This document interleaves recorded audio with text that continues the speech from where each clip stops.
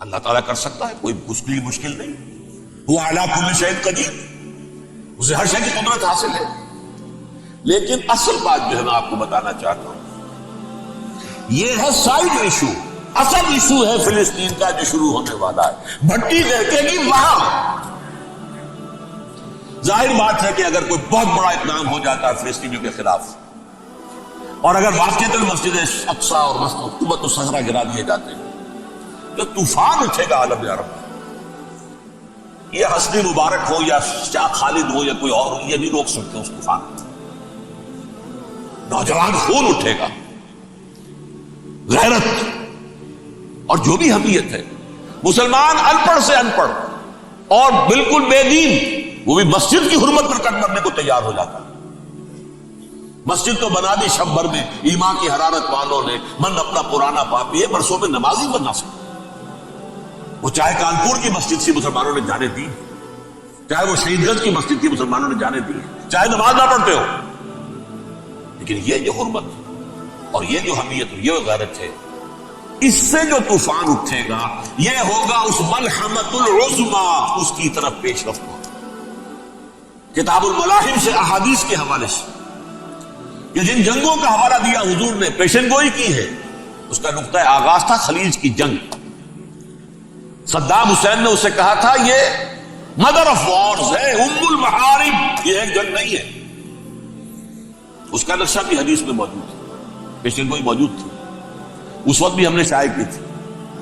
لیکن اس میں جو جنگ اب ہونے والی وہ الملحمۃ العظمی. ملحمہ کسے کہتے ہیں؟ لحم گوشت کو کہتے ہیں، اور قصائی کی دکان کو عربی میں ملحم کہتے ہیں، جہاں گوشت کے ٹکڑے کیے جاتے ہیں. آج کل مشینوں سے ہوتے ہیں، اب جو ہے وہ ہاتھ سے چھریوں سے نہیں ہوتے، لیکن ٹکڑے ہو رہے ہوتے، جسموں کے چیتھڑے اڑ رہے ہوتے. ملحمہ، یہی لفظ استعمال کیا تھا حضرت سعد ابن عبادہ نے رضی اللہ تعالی عنہ یوم فتح مکہ. ان کے دل میں تھا کہ اب ہم انتقام لیں گے ان عربوں سے، ان قریش سے. الیوم یوم الملحمہ، الیوم یوم الملحمہ، یہ کہتے ہوئے جا رہے تھے. ایک خاص کیفیت آج ہے گوشت کے ٹکڑے اڑانے کا. دیکھ، حضور سے کہا کسی نے جا کر کے ساتھ تو یہ کہہ رہے ہیں الیوم یوم الملحمہ، الیوم یوم الملحمہ. حضور نے فرمایا نہیں، ان سے کہو جا کر الیوم یوم المرحمہ، الیوم یوم المرحمہ، آج رحمت کا دن ہے، آج تو میں ان سب کو معاف کروں گا. لا تثریب علیکم اليوم، میں تم سے وہی بات کہہ رہا ہوں جو میرے بھائی یوسف نے کہی تھی اپنے بھائیوں سے. اذهبوا فانتم الطلقاء، جاؤ تم سب کے سب آزاد. وہ ملحمہ ہے جس کو کہ حضور نے حضرت معاذ بن جبل رضی اللہ تعالیٰ عنہ کی روایت ہے، اس میں سے جو ابو داؤد میں روایت آئی ہے اس میں الملحمۃ العظمی، عظمی مؤنث ہے اعظم کا. آپ کہتے ہیں جنگ عظیم اول، جنگ عظیم دو، عظیم کا باپ ہو گیا اعظم، سب سے بڑا، اور اس کا مؤنث ہے سب سے بڑی، عظمی.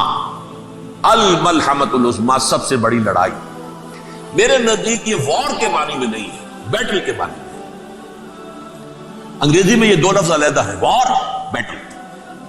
وار سالوں کو محیط ہوتی ہے، بیٹل کسی ایک خاص جگہ پر جو لڑائی ہوتی ہے اس کو کہتے ہیں. حضور کے اور قریش کے درمیان 6 سالہ وار تھی، جنگ تھی. لیکن battles, battle of Uhud, battle of Badr, یہ بیٹلز تھی، لڑائیاں تھی. تو عظیم ترین جنگ شاید اس اعتبار سے نہ ہو جیسے کہ ورلڈ وار 1 اور ورلڈ وار 2، یعنی اس کی وسعت کا اتنا معاملہ نہیں اور طوالت کا نہیں. لیکن جو لڑائی جو ہے بیٹل ہونی ہے، جس کو کہ یہ لوگ، یا چونکہ میں نے کہا تھا شروع میں کہ سرما ہے میری آنکھ کا خاک حجاز و ہول قدس، نیو ٹیسٹمنٹ کی آخری کتاب ہے the Book of Revelation, Revelation of Saint John. اس میں آرمگڈون کہا گیا ہے. ہر مجدون، یہ عبرانی لفظ ہے. ہر کہتے ہیں اونچی جگہ کو، سطح مرتفع. مجدون میگیڈو، میگیڈو ایک وادی ہے، مرتفع، وادی مرتفع. یہ ہے واقع لبنان، اسرائیل اور شام کے درمیان جو ٹکڑا، جو ٹرائنگل بنتی ہے، یہ ہے. یہاں پر بڑی جنگ لڑی جائے گی، اور یہ جنگ صلیب ہوگی جو کہا ہے بش نے. یہ جنگ صلیب سیکنڈ ملینیم شروع ہوئی تھی تو پہلی صلیبی جنگ ہوئی تھی. تھرڈ ملینیم شروع ہوا ہے، یہ سیکنڈ صلیبی جنگ ہے، یہ کروسیڈ. اور میں اس مرتبہ امریکہ گیا تھا تو پہلی مرتبہ مجھے وہاں ایک رسالہ ملا ٹرمپٹ نام کا. یہ امریکہ کے جو بہت ایکسٹریمسٹ قسم کے پروٹیسٹنٹس ہیں یہ ان کا رسالہ ہے، اور ان کے بارے میں اب کہا جا رہا ہے وہ کرسچین زائنسٹ ہیں. آپ شاید پہلی مرتبہ یہ لفظ سن رہے ہو. زائنسٹ اور سمجھتے ہیں یہودیوں کو، کرسچین زائنسٹ وہ ہیں جو ہے تو عیسائی پروٹیسٹنٹس ہیں لیکن اسرائیل کے وہ حمایتی یہودیوں سے بڑھ کر ہیں. یہ میری کسی پہلی تقریر میں شاید بہت سے حضرات کو یاد آ جائے، میں نے کہا تھا 4 سال پہلے ہمارا تنظیم اسلامی کا کنونشن ہوا تھا ہیوسٹن میں، امریکہ کا جنوبی علاقے کا شہر ہے. ایک سیشن اس میں ہم نے رکھا تھا انٹرفیتھ، ایک عیسائی کو بلایا تھا، ایک یہودی بہت بڑا وہاں کا عالم ہے اس کو بلایا تھا.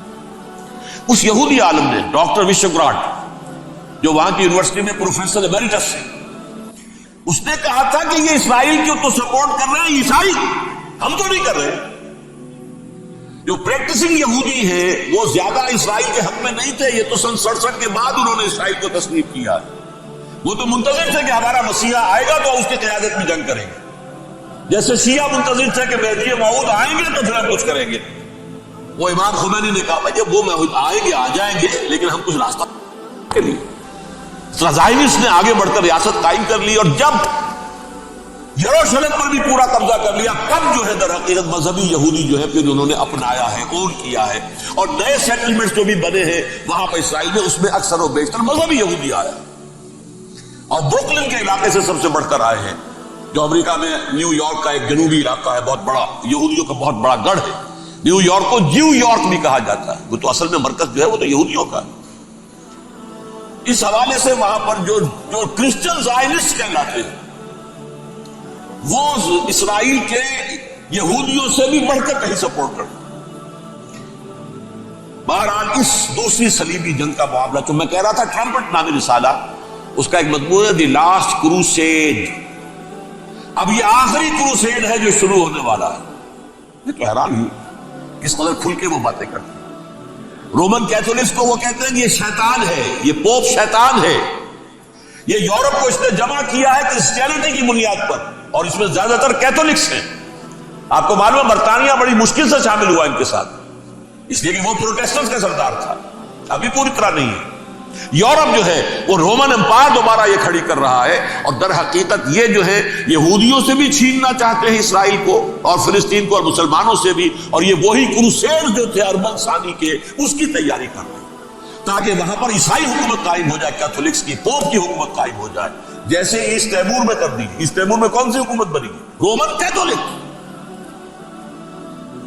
رومن کیتھولک اسرائیل میں بنے تاکہ یہ سارے مقامات مقدسہ جہاں اسرائیل پیدا ہوئے، بیت حضرت مسیح پیدا ہوا بیت اللہ کہاں ہے؟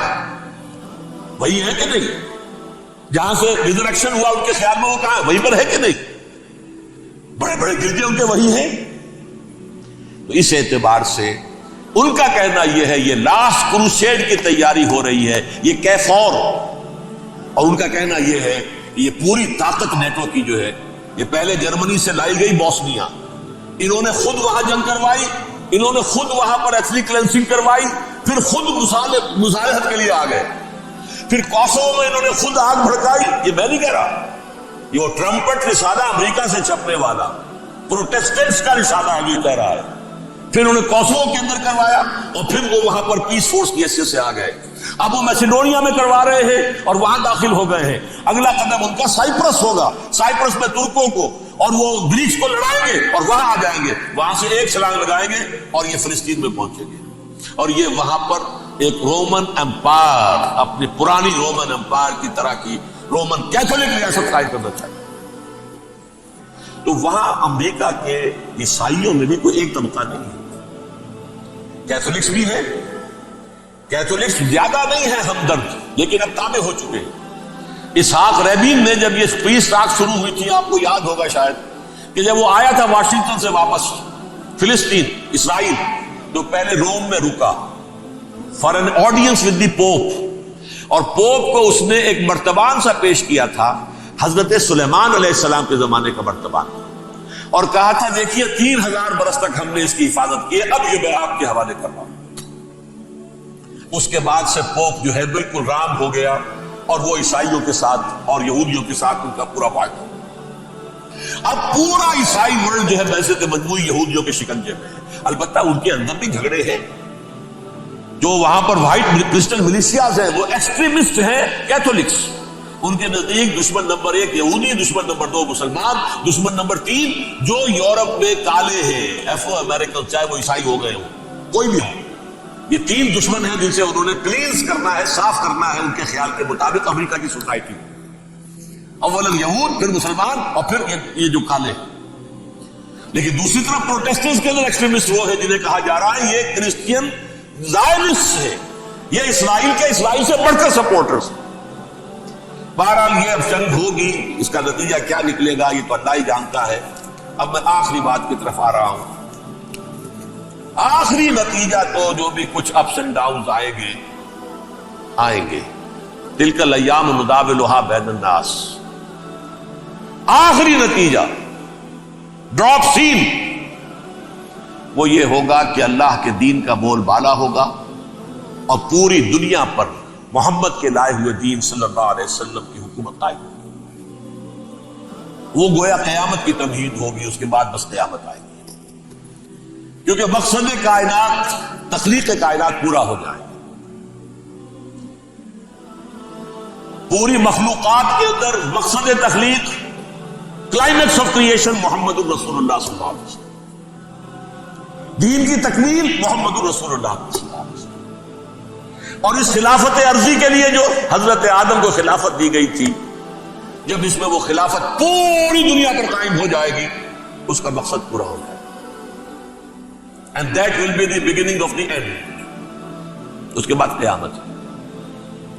آخری نتیجہ تو یہ نکلنا ہے. اس سے پہلے سزائیں ہمیں بھی مل رہی ہیں. اور یہاں میں کانٹے کی بات جو چھوڑ گیا تھا اس کو بیان کر دوں. اللہ نے اس مغضوب علیہم قوم کو، اس ملعون قوم کو کیوں اب تک چھوٹ دیے رکھی؟ میں بتا چکا ہوں یہ بڑے عذاب کے مستحق ہو چکے تھے حضرت عیسیٰ علیہ السلام کی زمانے میں. چھوٹتی ہے ابھی تک ہے، بلکہ ایک مرتبہ ابھارا ہے. 1900 برس کے بعد ابھرے ہیں یہ. بالفور ڈیکلریشن 1917 سن 70 عیسوی کے بعد، تقریباً 1900 برس، 1850 برس تو ہے کم سے کم. پھر creation of Israel 1948، 1967 extension of Israel, Jerusalem پر قبضہ. یہ سارا جو ہے کیوں ہے؟ اللہ تعالیٰ اس خیر امت محمد صلی اللہ علیہ وسلم اس کے بہترین حصے کو سزا ان ملعونوں کے ہاتھوں دے رہا. کیوں؟ جو جرم انہوں نے کیا تھا وہی ہم نے کیا. انہوں نے اللہ کی کتاب کو پیٹھ کے پیچھے پھینکا. نبذ فریق من الذین اوتوا الکتاب کتاب اللہ وراء ظہورہم. ہم نے اپنی پیٹھوں کے پیچھے پھینکا کہ نہیں. کولونیل رول سے آزاد ہوئے، کہیں اسلامی قانون نافذ کیا، کہیں اسلامی نظام قائم کیا. تو جو جرم ان کا تھا وہی ہمارا ہے. اور ہم خیر امت ہیں، اور ہمارے میں سے خیر ترین عرب ہے. ان پر اللہ کا فضل، ان کی مادری زبان میں اللہ کی کتاب موجود ہے. پھر انہوں نے اللہ کے دین کو پیٹھ دکھائی. جو ملک آزاد ہوا کولونیل رول سے، یا اس نے قبلہ کر لیا اپنا ماسکو کی طرف یا کر لیا واشنگٹن کی طرف. کسی نے مکے کو قبلہ بنایا. یہ بدترین سزا ہے. ویل للعرب من شر قد اقترب. اور ترمذی شریف میں تو یہاں تک روایت ہے من اقتراب الساعة ہلاک العرب. قیامت کے قرب کی ایک نشانی یہ بھی ہوگی کہ عرب ہلاک ہو جائے. ایک حدیث میں الفاظ آتے ہیں حضور نے جب کہا یہ ہوگا یہ ہوگا یہ ہوگا یہ بربادی آئے گی، تو کسی زوجہ محترمہ نام میں بھول رہا ہوں نے پوچھا کہ عرب اس دن کہاں ہوں گے؟ فرمایا العرب یومئذ قلیل. بہت کم. آخری خاتمہ ہونا ہے یہود کا حضرت مسیح علیہ السلام کے ہاتھوں. وہ عذاب جو 2000 برس تک ان سے ٹلا رہا وہ آئے گا اور ان کے رسول ہی کے ہاتھوں آئے گا. لیکن اس سے پہلے مسلمانوں پر یہ عذاب آ رہا ہے، ہولوکاسٹ کے درجے کا عذاب آ رہا ہے. البتہ ہم پاکستانی اس میں یوں سمجھ لیجئے کہ وہ تو خبریں موجود ہیں احادیث میں، وہاں تو جو ہونا ہے.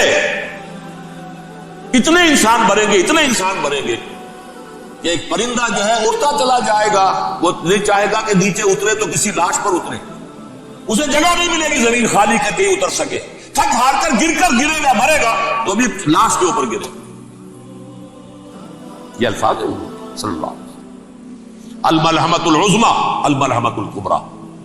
یہ لاسٹ کروسیڈ ٹرمپٹ اخبار میں، میں اس کا فوٹو اسٹیٹ بھی کبھی آپ کو دکھا دوں، ویسے میرے ساتھ ہے وہ رسالہ ٹرمپٹ. دی لاسٹ کروسیڈ اس کی تیاری ہو، وہ الملحمۃ العظمی اور ملحمۃ الکبریٰ جو ہے وہ آنے والی ہے. ابن ماجہ میں اس کبریٰ کہا ہے، اکبر کا مؤنث کبریٰ، ملحمہ کبریٰ سب سے بڑی جنگ اور ملحمہ عظمی سب سے عظیم جنگ. یہ ہوگی اور بہت جلد.